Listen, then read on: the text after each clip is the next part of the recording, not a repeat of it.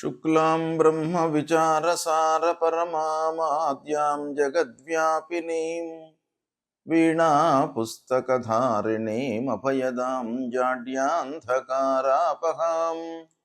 हस्ते स्फाटिकमालिकां विदधतीं पद्मासने संस्थितां वन्दे तां परमेश्वरीं भगवतीं बुद्धिप्रदां शारदां। శ్రీ మహాగణాధిపతయే నమః. శ్రీ మహాసరస్వత్యై నమః. శ్రీ గురుభ్యో నమః. పంచగ్రహ కూటమి ఈ సంవత్సరము 2026వ సంవత్సరంలో మనకు 17 ఫిబ్రవరి 2026 రోజున ఉదయం 9:06 నుండి 19 ఫిబ్రవరి 2026 మధ్యాహ్నం 3 గంటల వరకు చంద్రుడితో కూడుకున్నటువంటి పంచగ్రహ కూటమి. అంటే ఇది 2 రోజులే ఉంటుంది. ఇది అమావాస్య యుక్తంగా చంద్రుడితో ఉన్నటువంటి పంచగ్రహ కూటమి. అంటే ఈ 5 గ్రహాల లోపల సూర్యుడు, చంద్రుడు, శుక్రుడు, బుధుడు, రాహువు వీళ్ళు ఇన్వాల్వ్ అయి ఉన్నారు. అంటే చంద్రుడు, సూర్యుడు, రాహువుతో ఇన్వాల్వ్ అయి ఉన్నటువంటి ఈ పంచగ్రహ కూటమి 2 రోజులు ఉంది. ఇందులో అమావాస్య కూడాను సంభవిస్తుంది. ఇది ఒక పంచగ్రహ కూటమి. తర్వాత రెండవసారి కూడాను మనకు పంచగ్రహ కూటమి వస్తుంది. అది 23 ఫిబ్రవరి 2026 రోజున మధ్యాహ్నం 11:48 నుండి 1 మార్చి 2026 అర్ధరాత్రి 12:57 వరకు ఇక్కడ కుజుడితో కూడుకున్నటువంటి పంచగ్రహ కూటమి ఏర్పడుతుంది. అంటే ఈ పంచగ్రహ కూటమిలో చంద్రుడు లేడు. చంద్రుడిని మినహాయించి అంటే చంద్రుడు కాకుండా మిగతా గ్రహాలతో ఏర్పడేటువంటి పంచగ్రహ కూటమి అన్నమాట. ఇది ఎక్కువ రోజులు ఉంటుంది. చంద్రుడితో ఇన్వాల్వ్ అయి ఉన్నటువంటి పంచగ్రహ కూటమి 2-2.5 రోజులే ఉంటుంది. చంద్రుడు లేకుండా మిగతా గ్రహాలతో ఏర్పడినటువంటి పంచగ్రహ కూటమి కనుక ఇది ఎక్కువ రోజులు. అంటే 23 ఫిబ్రవరి నుండి మనకు 1 మార్చ్ అర్ధరాత్రి వరకు ఉంటుంది. అంటే ఇక్కడ 5 రోజులు, ఇది 1 రోజు. అంటే 6-7 రోజులు ఈ పంచగ్రహ కూటమి చంద్రుడు లేనటువంటి పంచగ్రహ కూటమి అన్నమాట. ఇది చాలా ప్రభావాన్ని చూపిస్తుంది. వ్యక్తిగత ప్రభావం కంటే కూడాను ప్రపంచవ్యాప్తంగా, దేశవ్యాప్తంగా, రాష్ట్ర వ్యాప్తంగా మనకు ప్రమాదాలు, సంఘటనలు, ఆకస్మికమైనటువంటి ఇబ్బందులు, మార్కెట్ లోపల ఉన్నటువంటి ధరలు పెరగడము, పతనం కావడము, ఇలాంటిది మనకు ఊహకు అందనటువంటి ఎన్నెన్నో విషయాలు ఈ పంచగ్రహ కూటమి సందర్భంగా జరిగేటువంటి అవకాశాలు చాలా ఉంటాయి.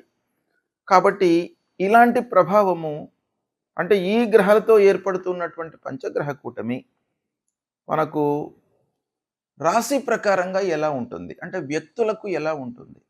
అంటే ప్రపంచం అంటే మట్టి కాదు, మనుషులతో కూడుకున్నటువంటిదే ప్రపంచం. అంటే ప్రపంచవ్యాప్తంగా సామూహికంగా ఎఫెక్ట్ అనేటువంటిది ఈ గ్రహ కూటమి మూలకంగా జరుగుతుంది అనేటువంటిది శాస్త్రం చెప్పినప్పటికీ ఇందులో ఇన్వాల్వ్ అయి ఉన్నటువంటి వాళ్ళు ఎవరు? ప్రజలు. కాబట్టి ఈ ప్రజలు ఆయా రాసులలో ఉద్భవించినటువంటి వాళ్ళు కనుక ప్రధానంగా రాశి పరంగా ఈ పంచగ్రహ కూటమి యొక్క ప్రభావము ఎలా ఉంటుంది అనేటువంటి విషయాన్ని మనము తెలుసుకుందాం. రాశి పరంగా ఈ పంచగ్రహ కూటమి యొక్క ప్రభావం ఎలా ఉంటుంది అనే విషయాన్ని మనం చూసినట్టయితే ప్రథమంగా మేషరాశి జాతకులకు, అంటే మేషరాశిలో జన్మించినటువంటి వాళ్లకు ఈ పంచగ్రహ కూటమి ఎలా ఉంటుంది, దీని యొక్క ప్రభావం ఎలా ఉంటుంది.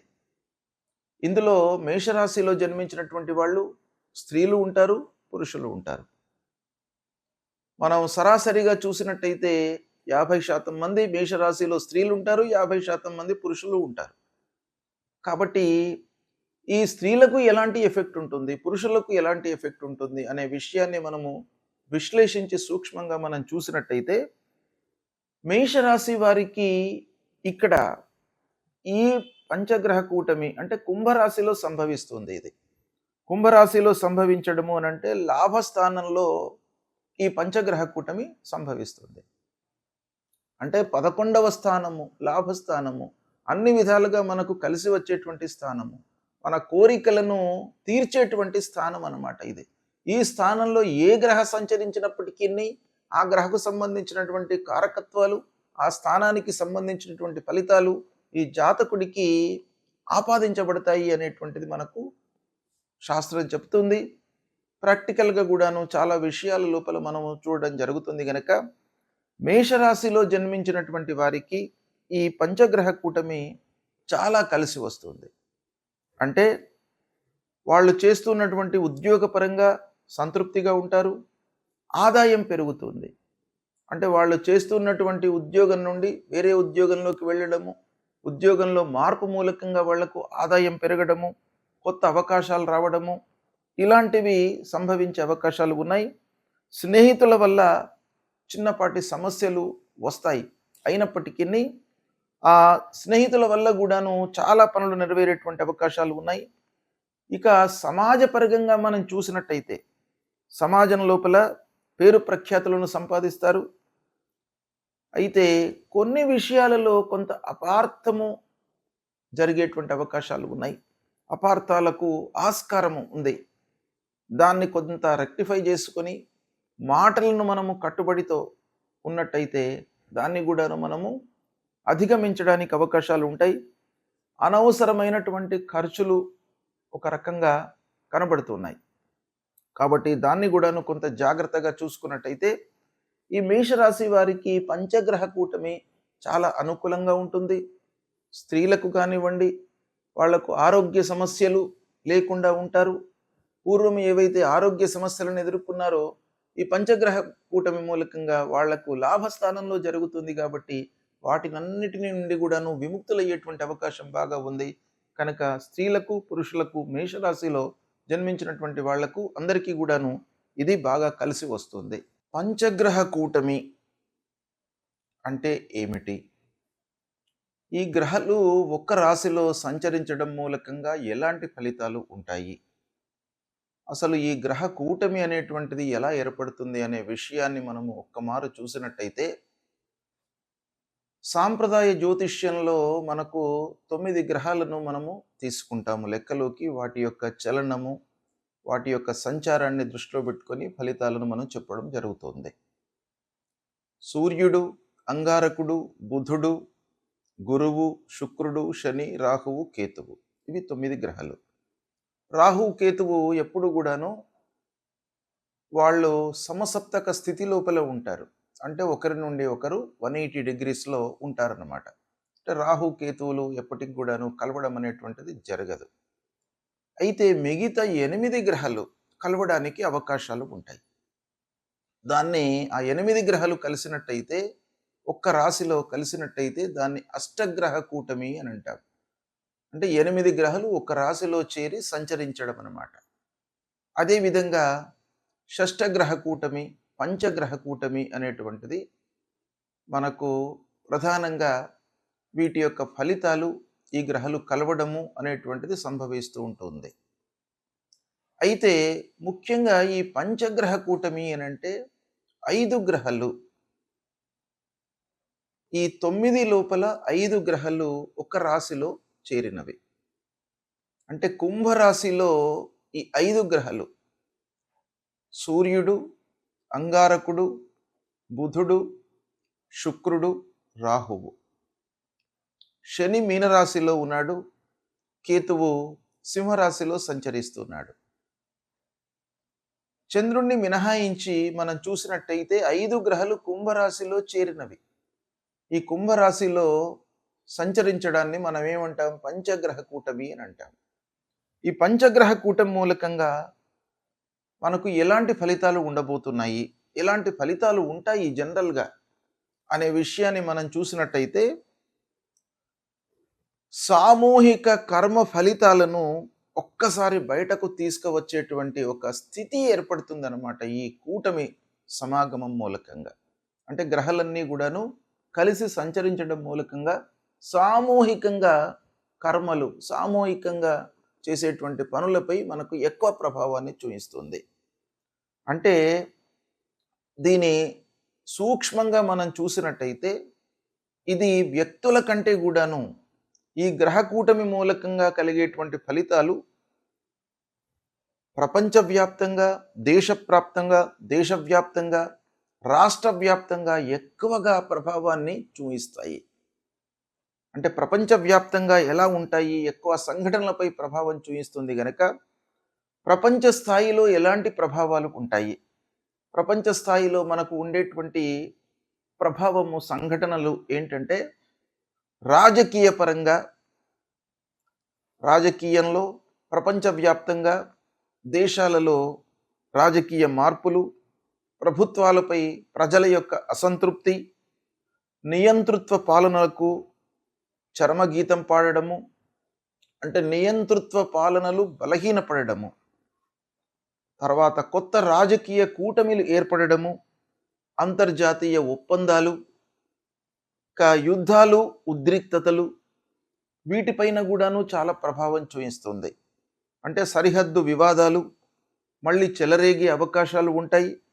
ఆయుధ పరీక్షలు, సైనిక కదలికలు, శాంతి చర్చలతో పాటు ఆకస్మికమైనటువంటి ఘర్షణలు, ఇక ఆర్థిక వ్యవస్థపై కూడాను ఈ పంచగ్రహ కూటమి యొక్క ప్రభావం ఉంటుంది. అంటే ప్రపంచ మార్కెట్ లోపల అస్థిరత అనేటువంటిది చోటు చేసుకుంటుంది. అంటే బంగారము కానివ్వండి, చమురు, డీజిలు, కరెన్సీలపై ఊగిసలాట, అంటే అస్థిరత ఏర్పడుతుంది. కొన్ని దేశాలకు భారీ నష్టం వాటిల్లేటువంటి అవకాశాలు ఉంటాయి. కొన్ని దేశాలకు ఆకస్మిక లాభం చేకూరుతుంది. అంటే ఒక దేశానికి నష్టం జరుగుతుంటే ప్రపోర్షనల్గా ఇంకో దేశము లాభపడేటువంటి అవకాశాలు మనకు ఉంటాయి. అవన్నీ కూడాను ఈ యోగం మూలకంగా సంభవించే అవకాశాలు ఉంటాయి. అంతేకాకుండా ప్రకృతి లోపల వైపరీత్యాలు ఏర్పడతాయి.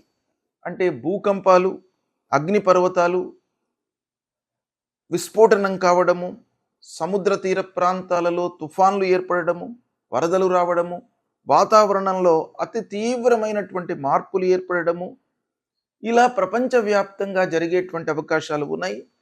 ఇక దేశీయంగా భారతదేశంలో ఎలాంటి ప్రభావం చూపిస్తుంది అనంటే, పాలన పైన, రాజకీయాలపైన ప్రభావం చూపిస్తుంది. కేంద్ర రాష్ట్రాల మధ్య అధికార ఘర్షణలు తలెత్తేటువంటి అవకాశాలు ఉంటాయి. కీలక చట్టాలు, విధాన మార్పులు, ప్రజల ఉద్యమాలు పెరిగే అవకాశం ఉంటుంది. దేశీయంగా కూడాను ఆర్థికపరమైనటువంటి రంగం పైన ఎఫెక్ట్ కనబడుతుంది. అంటే స్టాక్ మార్కెట్లు ఆకస్మిక పతనము, పునరుద్ధరణ, వ్యవసాయము, మౌలిక వసతులు, పెద్ద పెట్టుబడులపై ప్రభావము, కొత్త పన్నులు లేదా ఆర్థిక విధానాలు, భద్రతపై, రక్షణపై కూడాను ప్రభావం చూపిస్తుంది. ఇలా దేశం పైన, రాష్ట్రం పైన మనకు తీర ప్రాంతాలపైన ప్రభావం చూపిస్తుంది.